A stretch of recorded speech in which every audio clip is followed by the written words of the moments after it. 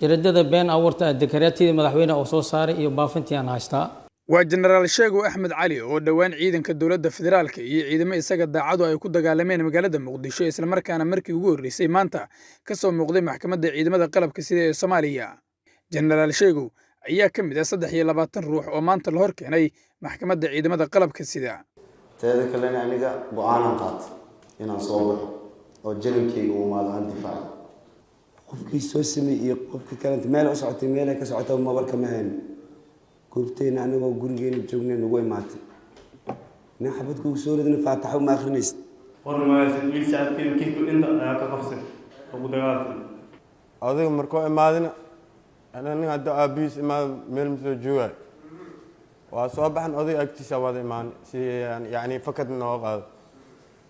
laakiin qof gurigiisa iska joogo markuu rasaas leelo bilaabato imisa meelo maaragtay shabaab ka dhex dagaaltanta Muqdisho rasaas uu soo bilaabay waan ku dagaaltamay aniga dhagax ma aan tuureyn fikradan waxa isleeyahay macnaha hadda oo janan ka tagtid kulay xukunka ugu dhaca nafta uhur agtiisa ku dhimo taas ay sameeyeen markii xubno saraakiil ciidan ayaa maxkamadda ka hor sheegay sida ay u dhacday dhacdadan maadaama aan xaq u leenahay booliiska nahay amaankana nahay bal wixii dhacay iyo cabashada ciidanka ka soo yeeray si qof mas'uul loogu diro oo soo warbixin uga keeno in ciidankii meesha u tagay inay soo baxnaaniyaan wixii meesha lagu soo sheegay iyo dhawaqii rasaastii dhacday in ayagii mar labaad xabada lagu furo oo uu askari ka dhaawacmo asaga soo baxay oo soo waday saraakiisha ku wareejiyay intaas aanu goobjoog ahaa askarigaas inuu asagu gacantiisa ku dilay sargaal xeesha ku dhaawacay gurigaasna qof ku jira gudihiisa ma lahan kadib guriga markii laga soo baxshay ninkii dhaawac ahaa kadibna ninkii showga la soo baxshay dadkii u horeeyay guriga galay oo clearance ku sameynayaan uu ahaa xafiiska xeer ilaalinta ee maxkamadda ciidamada qalabka sida xubno ka tirsan ayaa madasha ka jeediyay doodooda samka dalabka daacada iyaga marin bay si kale dalcad ku gudbisteen wuxuu qortay gaashaan sare oo dalcay sare gudbay xafiiska ciidanka xoogga dalka Soomaaliyeedna qofku wuxuu ku dalay karaa hal darajo sheego wuxuu sameeyay darajada uu sheegtay gaashaan sare ma hayn labadu lahaa sheego xirfad ahaan horta waa beeraley beeru ka shaqeysan jiray kadib ururka al-shabaab oo markaas curatay ayuu ku qancay fikirkooda uu ku biiray muddo la shaqeeyay horjoogo ayuu ka ahaa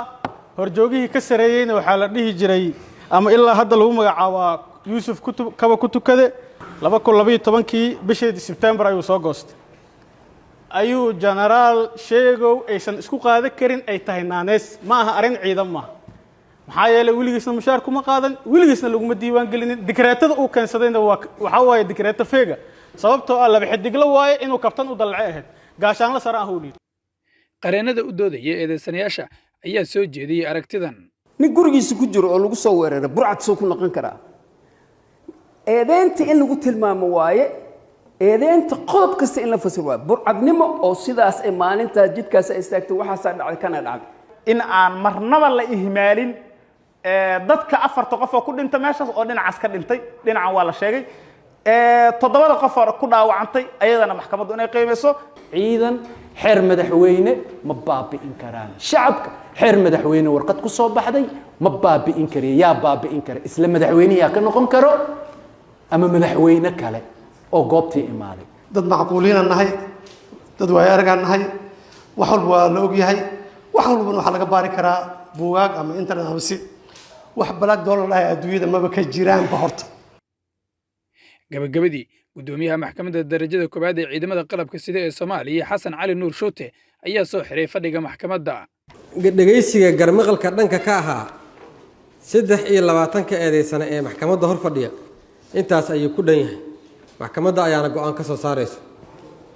maxkamaddu waa noo xiran tahay Maxamed Yidle Universal TV Muqdisho